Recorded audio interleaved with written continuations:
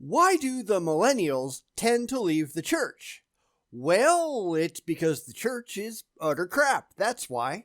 But the religious, for some reason, they just don't like that fact, so they desperately try to figure out any other possible answer, even though if you just ask them, the millennials, they'll tell you flat out what the real reason is. I mean, just go ask. But let's see what Pastor Kenny here has to say.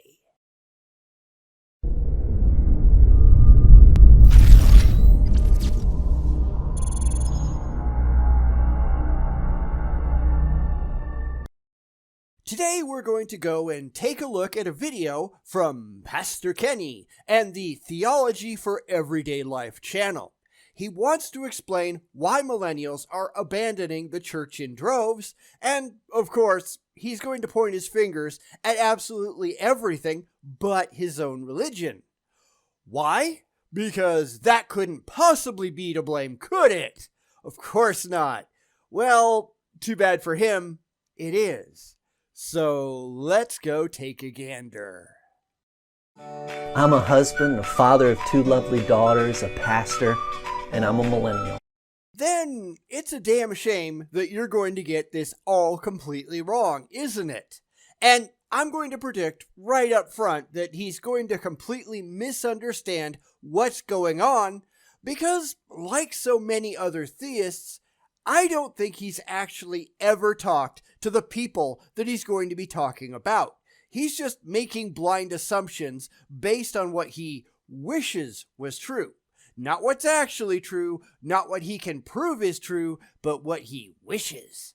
Now, I did a couple of videos a long time ago called Millennials Have a Grasp on Reality and 10 Reasons Why Millennials Are Too Smart for Religion, where I gave my thoughts on this, and I'll go ahead and I'll link those below in the description. And I've got a feeling that the good pastor here won't get anywhere close to that. So let's see if I'm right.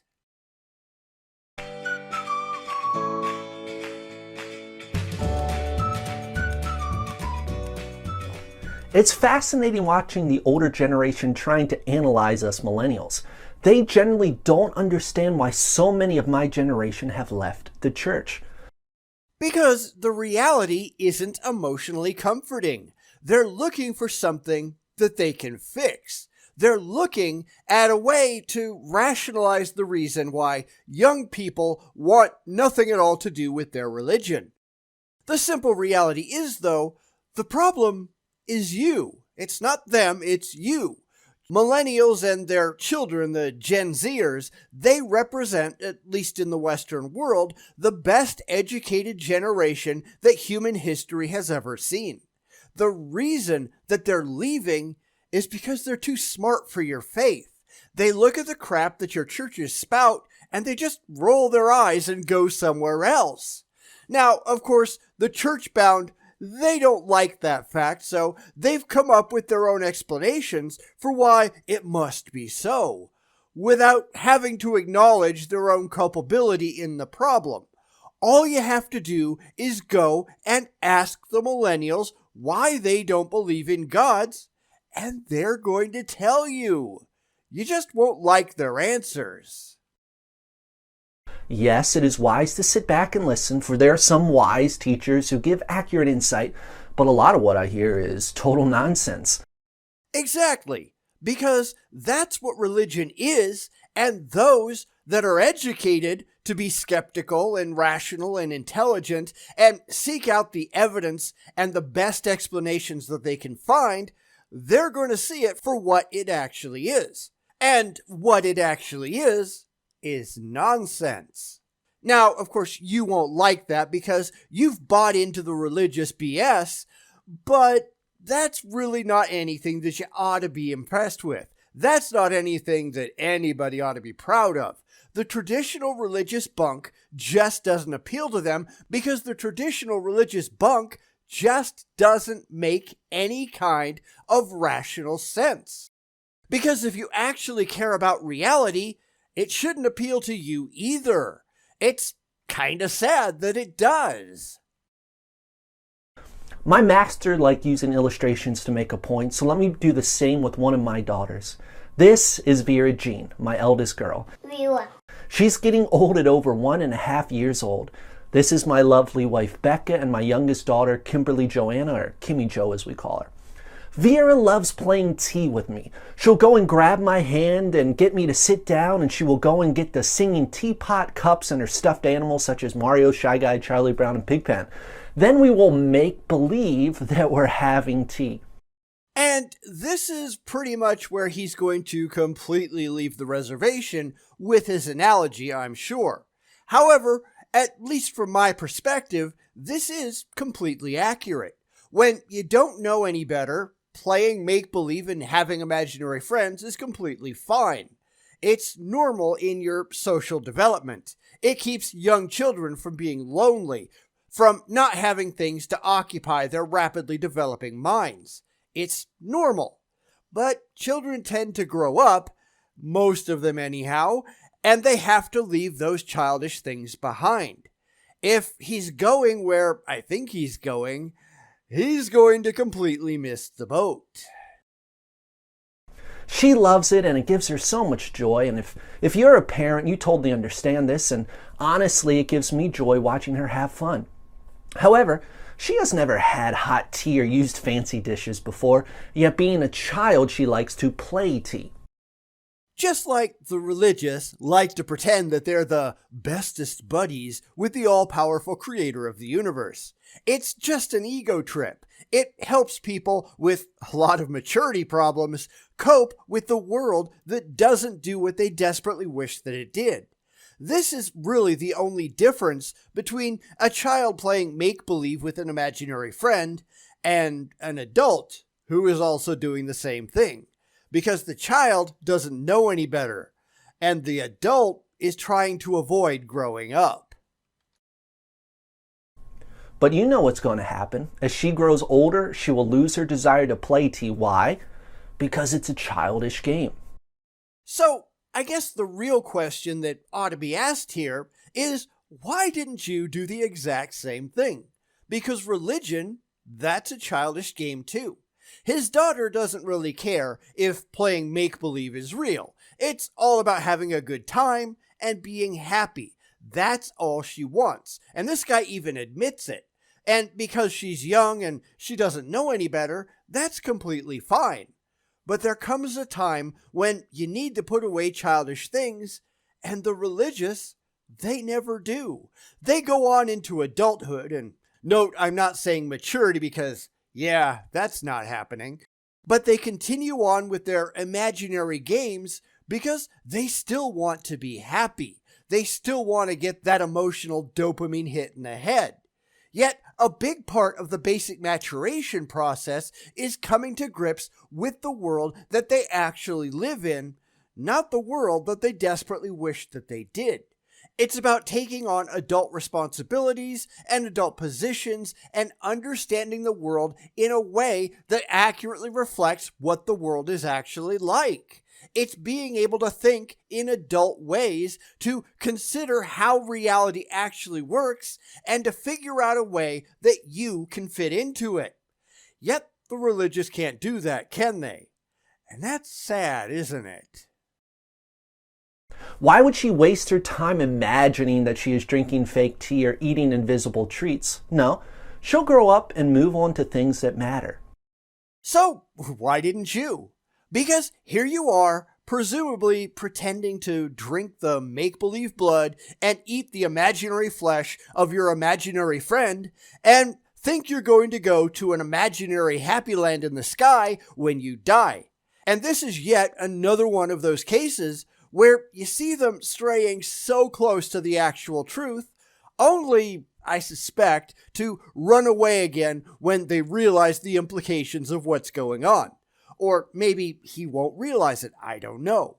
Yet it seems so absolutely obvious from where I'm sitting because I don't have the emotional desires to play along in a fantasy magical land like the religious always do.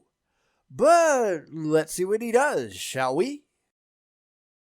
In the same way, many of my generation have grown up playing church. They go to organized programs which are modeled after the school system. Their pastors are like PE teachers who view success and how well they are liked and how many they have in their youth group, not maturity. Yeah, that's what I thought. So close. So close. Because that's not what's actually going on, at least based on every single millennial age former theist that I've ever talked to. And I've talked to quite a few because my kids and all their friends fit into that category. Because every single one of them have said, without exception, that the reason that they've left religion is because religion just doesn't make any sense. They've grown up in it. They've played along with it. Their parents have told them that this is true, and when they've actually pulled aside the curtain to see if it actually was, they found that it was all just an emotional scam designed to separate them from their money and to gain their adherents into a group. So they leave. They can't take these unsupported, ridiculous claims seriously, and personally, I don't blame them. That's why there is a distinct and demonstrable negative correlation between advanced education and religiosity.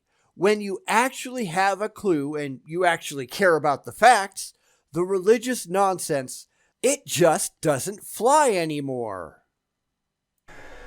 They are forced to memorize bits and pieces of Bible verse like some type of spelling test, and if they do good enough, they win shiny little prizes. They have been taught how to play church and have not learned how to be the church. Yeah, not so much. But as I said, this is just a bald rationalization from someone who is desperately trying to figure out why it's happening without wanting to point the fingers at the very thing that he holds dear.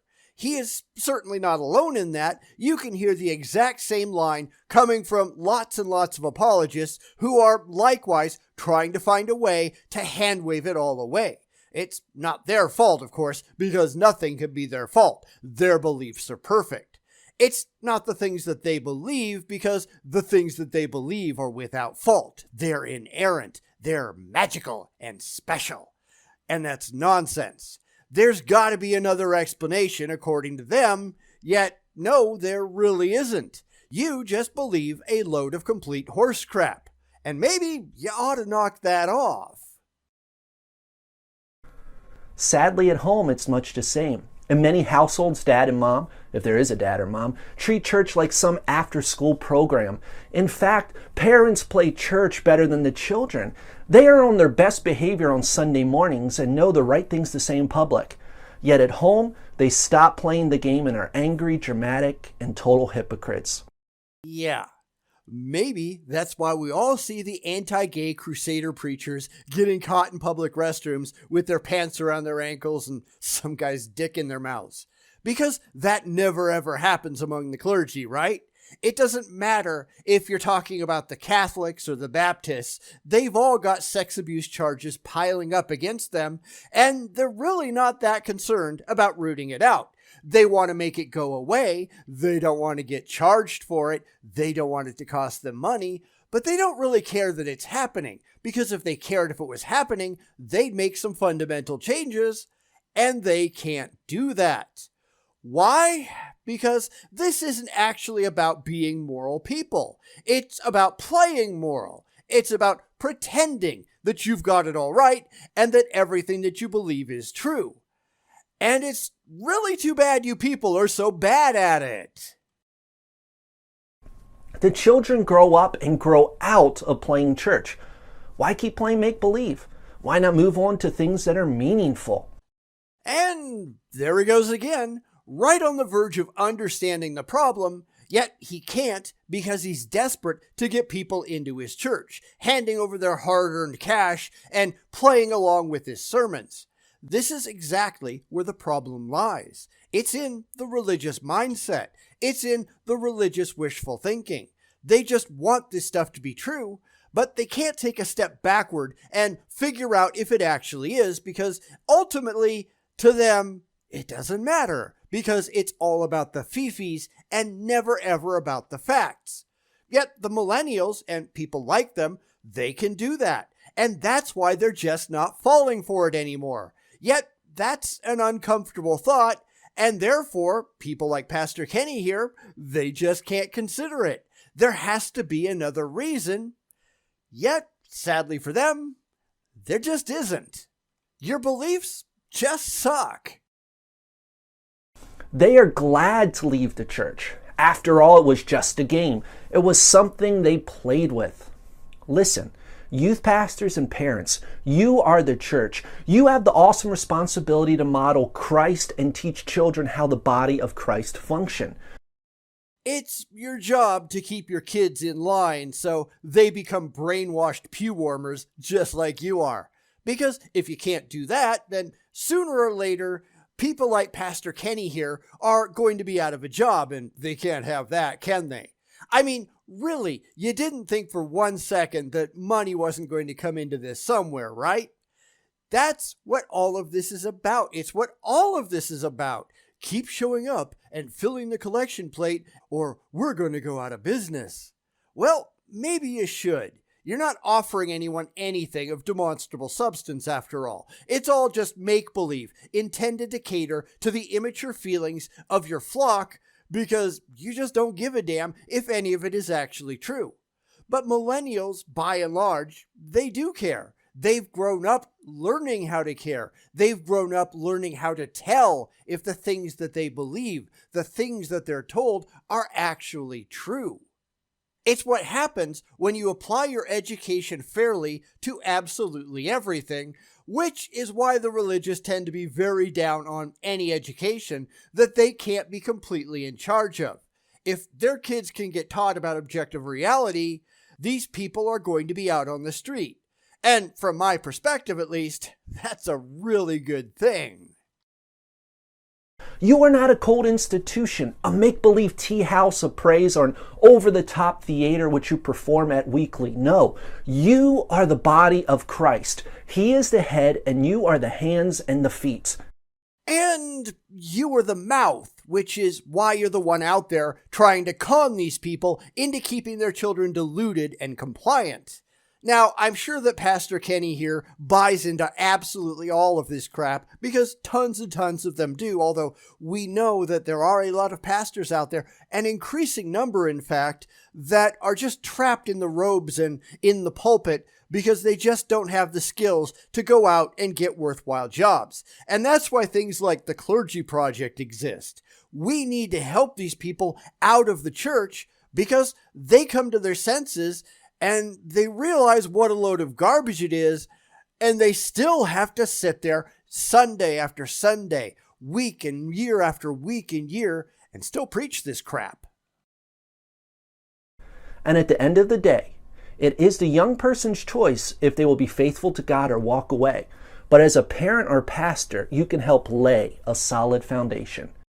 You know, maybe you ought to figure this stuff out for yourself first. Just saying. Because if the parents and their pastors would just care enough about their theologies to see if any of it was actually true, instead of just wrapping their arms around it and clinging desperately to their fifis, then maybe we wouldn't have these criminal garbage churches out there to begin with.